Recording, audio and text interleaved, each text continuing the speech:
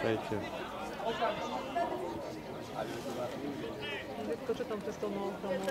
Peter Sitárik s ďalšou peknou akciou, už to si zaslúžilo potlesk, ako loptu potiahol. A zo šance nebude nič. Láco Molnár si stále nezvykol na to pravidlo o malej domov. Individuálna loptová technika nebola jeho silnou stránkou. A nie to zavádzame, niekedy môžeme aj takto od mikrofónu. Lacko, neboj sa.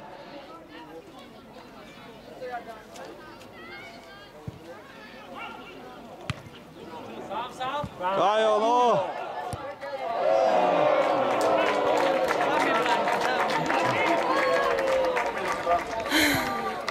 To nebola obaľovaná, ale trojobaľovaná strela.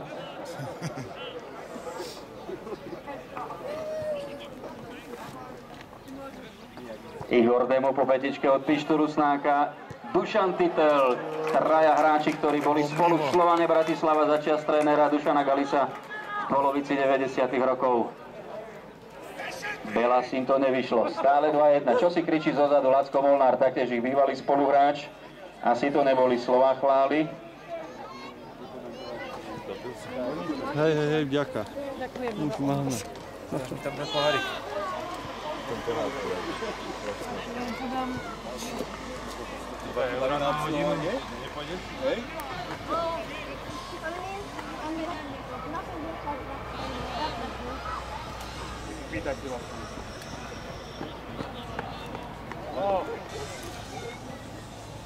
No starosta, dávaj.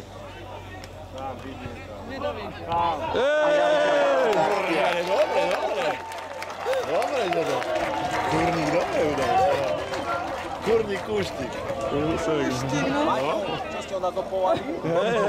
Potles pre Antona Náčina, ktorý hlavičkoval nad bránu. Ďalšia pekná akcia v závere prvého polčasu. Ešte teraz otracený, nevidí sa na otočiť. Teraz v šoku z toho.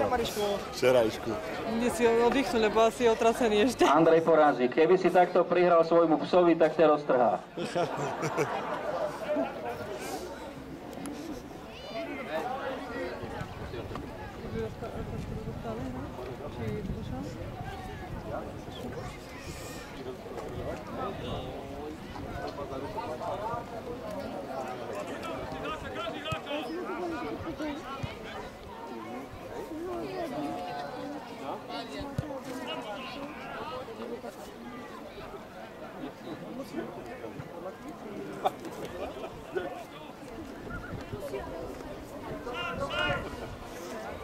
Joško Vukušič. Tondo Panenka, opäť Joško Vukušič. Sa pinkajú moc. A Paradič Porázika. Štefanovi Rusnákovi jedna informácia. V októbri 1993 dal za Sláviu Praha krásny gól proti futbalistom z Chebu a v tomto roku vyhlásili tento gól v rámci 20. výročia samostatnej Českej ligy za jeden z 5 najkrajších. 93. 20 rokov. Tondo Panenka. 59 zápasov za Československo a 17 gólov. Ríška Truca by sme poprosili, aby odpískal tesne pri pokutovom území nejaký priamy kop. Nech nám Antonín Panenka predvedie to, čo ho zdobilo celú kariéru. Kopal, len trestné kopy. A penálty. Trestné kopy. Strela Dušana Huňadyho a potlesk pre Vladimíra Kormaňáka, vášho brankára. 2-1 pre internacionálov Česká a Slovenska proti Old Boys OŠK Breza.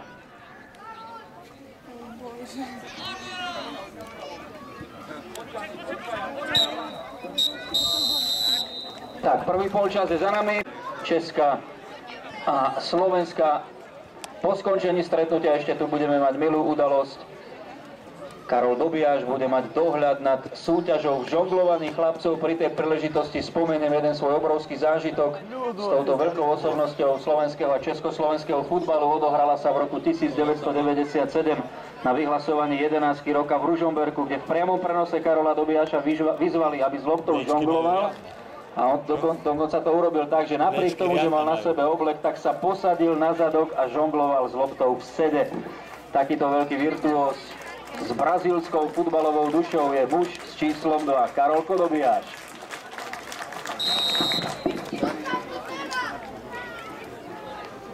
Internacionáli mali výkop s číslom 3 Ivan Kružliak, to je futbalová výpomoc s radou rozhodcov.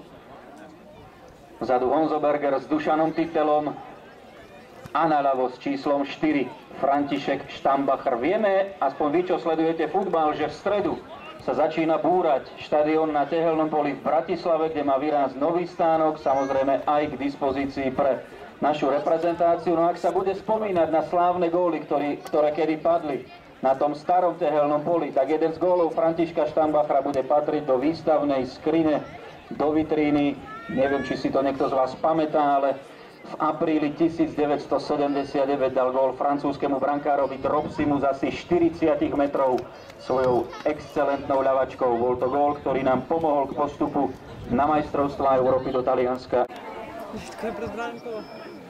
Peter Sitárik, narážačka s Milošom Kormaňákom, nebude ani z tohto gól, ale napriek tomu pekná akcia. Končiaca sa nepresnou hlavičkou, máme za sebou 7 alebo 8 minút druhého polčasu. Stav sa nám nemení 2-1 pre internacionálov Česka a Slovenska. Keď to bolo také jednoduché, tak to je.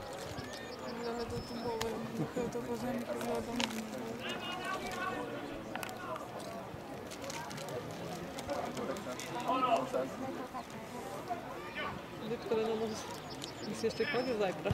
No. Prihrávka na Miška Pančíka od Tomáša Medveďa a uvidíme rohový kop.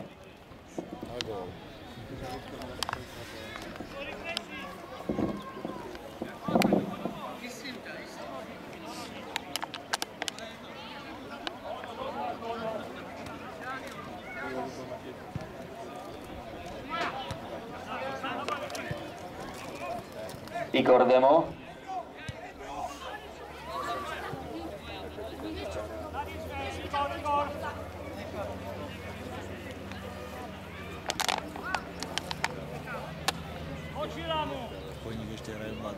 Nie. Tak tempo nám trošku upadlo, kyselina mliečna je silnejšia. Dušan Titel v narážačke s Pištom Rusnákom.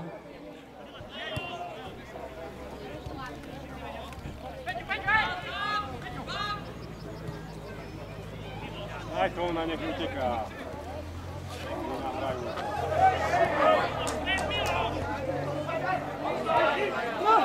Miloš Kormaňák, ale prihrávka do offsideu.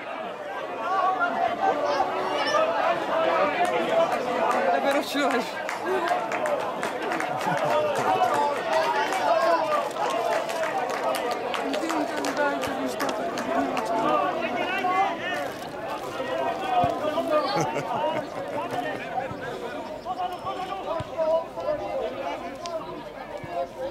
Pišta Rusnák, Jožko Kožlej sa pri jeho centri poklonil a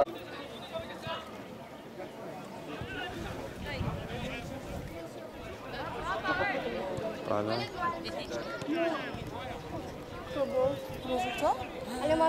Duško Huňady v prieniku, dostávalo tu na Pištu Rusnáka, ale ten si predtým volkal vo offside, takže výhoda pre domácich.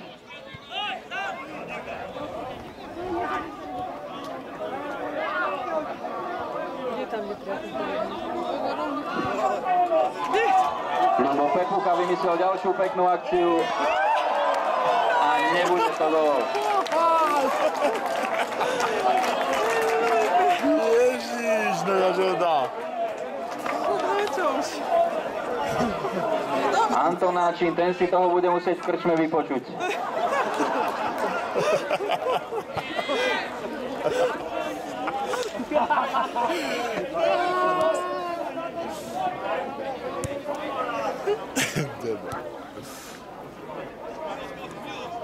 Dobrý hroťák. Dobrý hroťák, je Idem meniť. Jan Berger.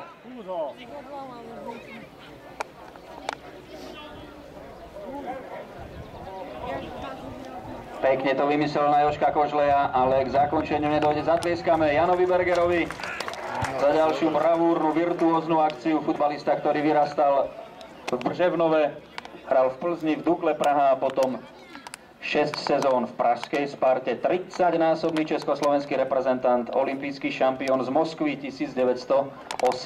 Muž s číslom 5 Jan Berger.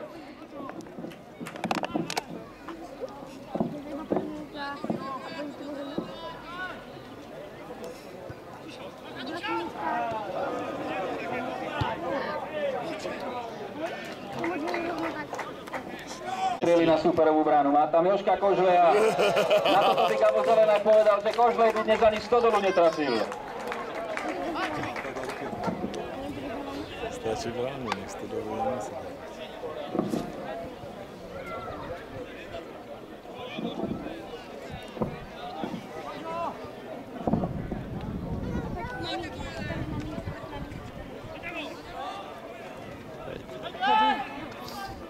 Peťa sám.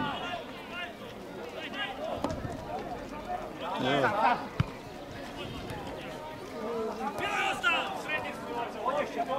Daj Miloša po čiare.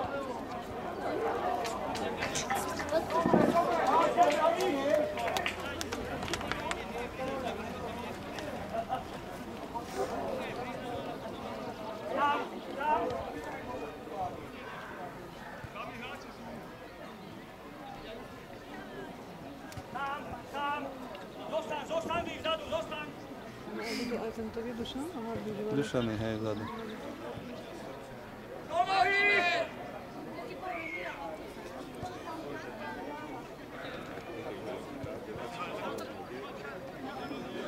Dušan Huňady, má tam Štefana Rusnáka,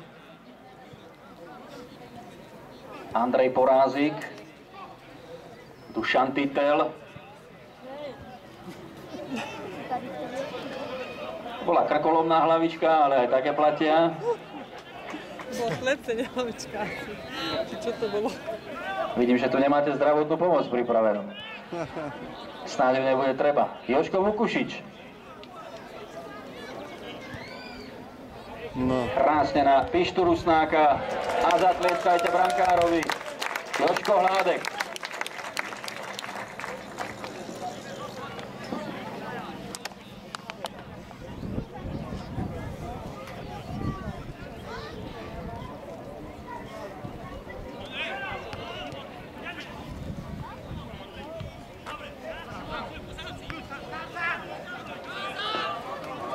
Ľubo Pepucha, to je hráč, ktorý strelil zatiaľ posledný gól zápasu. Teraz nevysunul do nájazdu Zdenka Nožáka.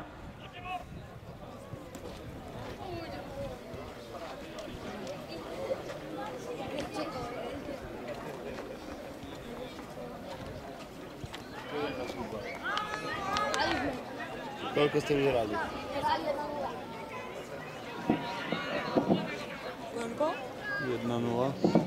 Nikita povedala, že keď prišlo, tak dali góla, ale neviem, že to vyhráva, ale keď prišlo, že ako odkončila, tak naši dali góla. Pekné gesto fair play, zaslúži si potlesk Peter Sitárik.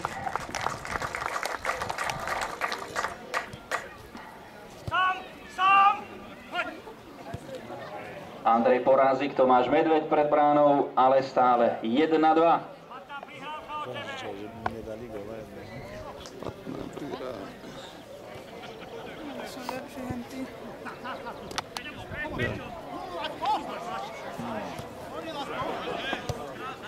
Potlesk pre Karola Dobijáša.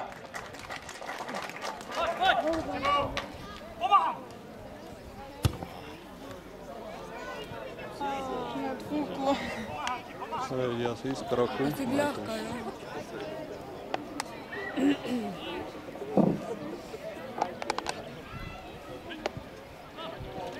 Stanovi ďalej.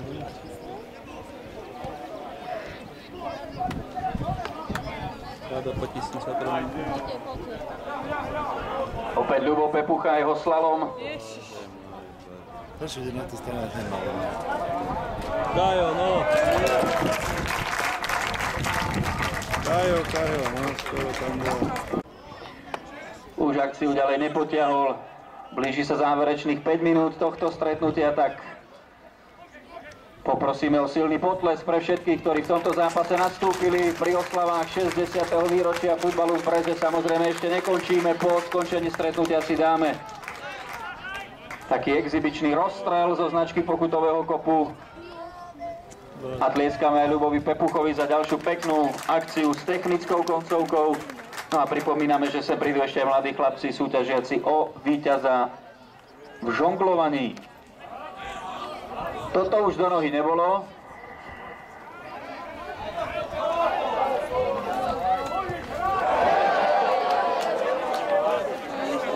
Pozdrav aj pre okolité lesy. Máte tu nádhernú prírodu na Orave. Peter Sitárik.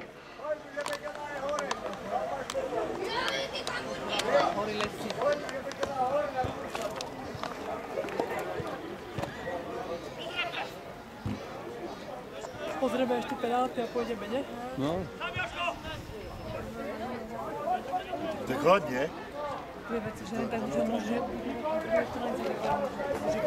Z druhej strany sa... Tak možno ešte nejaký bombónik na záver.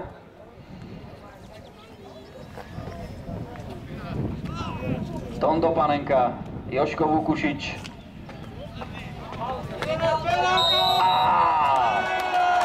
Panenka. Po brutálnom zákroku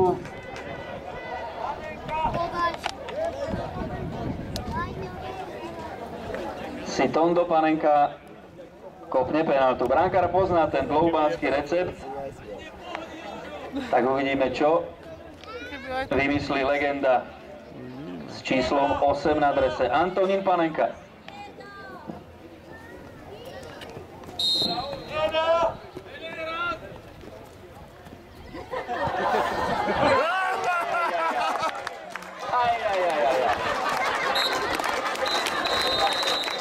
Tak to bol zdravia. Čaká nás ešte záverečný exibičný rozstrel, kde si pozrieme ďalšie pokutové kopy. No a taktiež súťaž chlapcov v žonglovaní pod patronátom Karola Dobijáša.